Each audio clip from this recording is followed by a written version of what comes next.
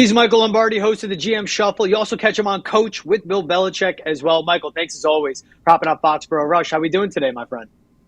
We're doing great, thank you. It's unbelievably that it's week 9. Happy Halloween to you, and hopefully you have a great night.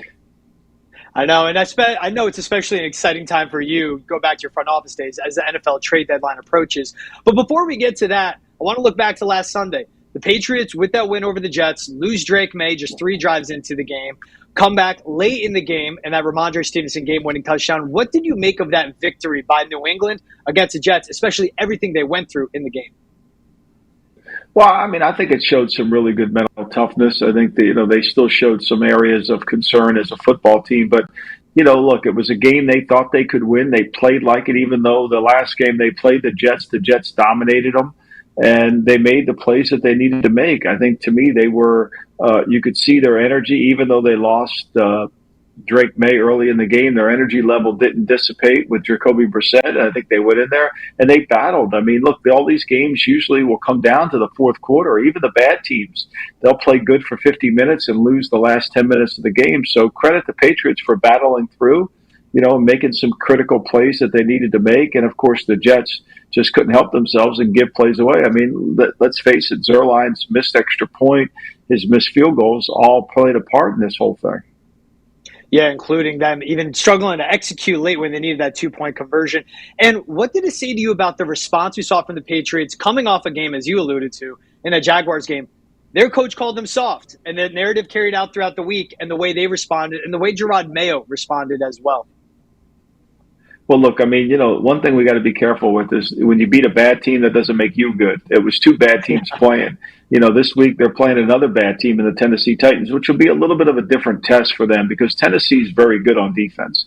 I know that people think, well, they gave up 52 points to Detroit last week, but if you really look at that game, it was the special teams. I mean, Jared Goff threw for less than 100 yards in the game. I mean, their field position was unbelievable. Now, one thing about the Titans, they turned the ball over. They've had 16 offensive turnovers so far this season. So I think to me, look, you beat a bad team, that's great. But at some point, you really can only stick your chest out when you beat a good team fair and square up and down. And I think to me, the Patriots have yet to do that. Yeah, consistency would be nice to see them put together on Sunday to go out, play a complete game, so much like they did against the Jets. All right, now looking at the moves we've seen so far in this trade deadline, the move that New England made was trade away Josh Uche to the Chiefs for a future 6th-round pick. What did you make of Josh Uche playing a very important position on the field? Yes, he wasn't having a great year for New England, but the Patriots only getting a future 6th in return when I feel like a position like the one he plays for a team that's going in to win now like the Chiefs could have given more, and maybe Elliott Wolf and the Patriots could have demanded more to trade him away. Well, they had a 5th-round pick, and when they went back to the Chiefs to get that 5th back, the Chiefs had already given that away for the DeAndre Hopkins, so they lost that. I mean, look, the market says a 6th and 26, which is really like a 7th. So obviously, Josh wasn't gaining any interest from any team. I thought Detroit might be a player for this, but they pulled the pin on it rather early. I don't know why. I mean, to me, I would have waited until probably the last day, the 6th-round pick. I mean, you don't think you can get that from somebody somewhere? Obviously not. And you take in Kansas City's 6th-round pick in 26. George, what do you think that pick's going to be? Like the 31st, the 32nd? You basically traded him for a 7th. You traded him away for nothing. I mean, I thought it was ridiculous. Look, they're doing the same thing with Tyquan Thornton. I think by the end of the trading deadline, Thornton won't be on their team. And if he is on their team, they've tried to trade him away. They're trying to get rid of some guys that they feel they don't have a future in. And obviously, I thought Uche certainly did because he could rush around the edge, but he wasn't playing to that level. Watch him play really good for Kansas City, though.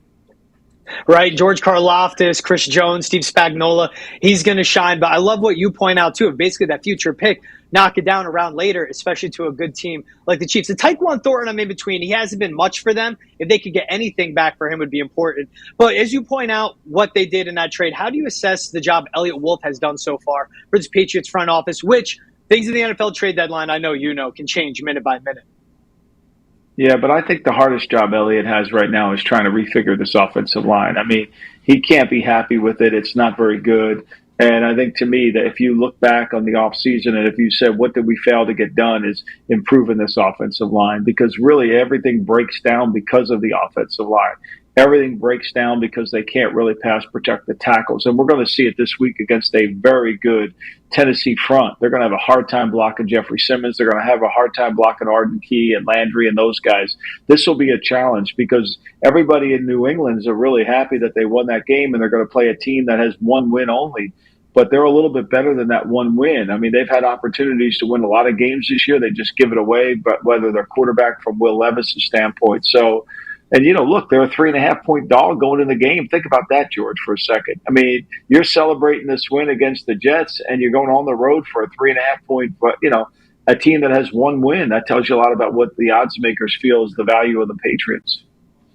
I feel like you kind of answered it there, but if you were leading this Patriots front office right now, what's a move you would make at this trade deadline, whether trading a guy away or trading for a position? I would not give away draft picks because I think, to me, my draft picks are going to be really high. I'm going to be picking in the top 10. I would guard those picks with my life. But if I could find a way to find some young offensive lineman somewhere and try to develop it, my emphasis would be every single offensive lineman on the practice squad. I would try to find any way I could improve the line as best I could, seeing if we could develop some young offensive linemen and try to find more defensive linemen if we possibly can. I would not give away any of that. To me, everybody wants you to trade for a receiver. Look, they can't get the ball to receivers they have, let alone try to get the ball to some receiver they don't have. So for me, it would be going back to the plan. We got to fix these offensive and defensive lines, which would have been my plan in the offseason. I think when you watch the Patriots last year, they were tackle poor, and I think, to me, they're still tackle poor after a year. Yeah, I love that you point that out because I think that's the biggest thing to address. And then you see that Cam Robinson deal go through that took him to the Vikings, where basically Minnesota gives up a conditional 2026 fifth-round pick. So why don't the Patriots make a move like that then, of these later-round picks that we've seen GMs be fine with accepting to give away someone like a Cam Robinson, who is a good left tackle and a better left tackle than what the Patriots have right now? Yeah, I'm not sure he's much better. I mean, he has not played to that level. He's a franchise guy, and if you watch the tape closely, he hasn't played as well. Now, look, Minnesota's taking him and saying to themselves, we think we can make him a better player than he played for Jacksonville. Jacksonville's going to play Walker Little at left tackle, a guy they drafted in the second round, and Walker Little is a guy that Trent Baalke, their general manager, thought could be similar to Joe Staley. That hasn't manifested itself in his play. So, look, I think, to me, that salary that was attached to the player's name is one of the reasons why Minnesota was the only team willing to take him on. And that's a big issue. You don't want to take on unwanted salaries at this point. You want to eat cap room because every dollar you don't spend this year, you can put it in next year's cap and buy players that you could use. Yeah, Patriots right now about $25 million in cap space they can roll over to next season. Now, the best trade assets they have are guys like Jonathan Jones. He's a good defensive back. He's a good leader. He's a vet, and we know teams are out there that need him. But as Jerod Mayo insinuated on Wednesday, he says, those culture guys, you don't necessarily want to trade them away, especially a leader like Jay Jones, which the Patriots need with all the injuries they have. When you are a front office exec at this point, how hard is it to walk that line of we need draft picks, we need to get better, and someone in high demand like Jonathan Jones, you can't necessarily give up because of how important he is in that locker room? Well, it really comes down to one thing. The Patriots have cap room. So the fundamental question they have to ask themselves, are we going to sign Jonathan Jones? Are we going to keep him on this team? And if Mayo thinks he's part of the franchise and he's got all these leadership skills, then the decision has to be, do we sign him? If we know we're not going to sign him, then we know he's going to have huge value in the open market next year, which will be a compensatory value coming back. What do we do with that? Do we take a pick now and forget that we're going to sign so many guys in free agency that that the compensatory pick will wash out? I think all those things have to be modeled out and then make the decision. It's not about we like the guy. Yeah, everybody likes him. Is he going to be on the team next year? That's the focus for Elliott Wolf. Who's going to be on the team next year? And would we sign him to a contract? Can we extend his contract now? We've got this cap room that we could put some money into this year and see if we can get something done. If they're not going to sign him now and someone's willing to trade you a good pick, then you got to make that trade no matter how much a part of the culture he fits. We saw that the Ravens went out and dealt for Deontay Johnson. A lot of people are clamoring, go get T. Higgins. I'm one of those people included. Get him in your building, sign him now. You get him in before he hits the open market. Is that realistic, you think, for this Patriots team to go out and find a wide receiver through the trade market? Or again, those draft assets, those draft picks are so important? Well, I mean, look, they're going to be competitive with him in the open market. I mean, Mike Brown's not going to trade him. Mike Brown needs him on his team. I would be surprised if Mike Brown was willing to trade him unless somebody was willing to give a very high pick that he's not going to get compensatory. And when you trade him, I mean, when you trade T. Higgins, which the message you send to your locker room is you've given up on the year. Do you really want to do that? I don't think so. So to me, I think the key is really about what you want to do and how this is all going to come to fruition. I think you just got to see what you do. I don't think you want to trade away anything just to improve the team a little bit this year. What you want to do is improve the team a lot in the summer next year. And so we saw the Ravens got Deontay Johnson. The Chiefs got DeAndre Hopkins and Joshua Uche. The Bills got Amari Cooper. Who moved the needle the most, in your opinion, out of these teams that have made trades so far to help themselves out, especially those three teams that are all contenders in the AFC?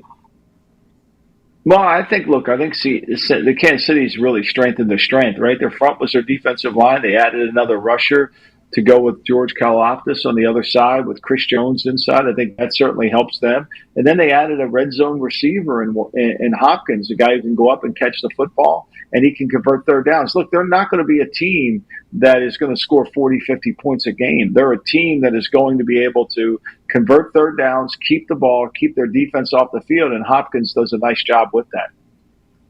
So Michael Lombardi, you can catch him on the GM Shuffle on Coach as well with Bill Belichick. Michael, appreciate you taking the time as always. Enjoy your Halloween. Thank you. Same to you, George.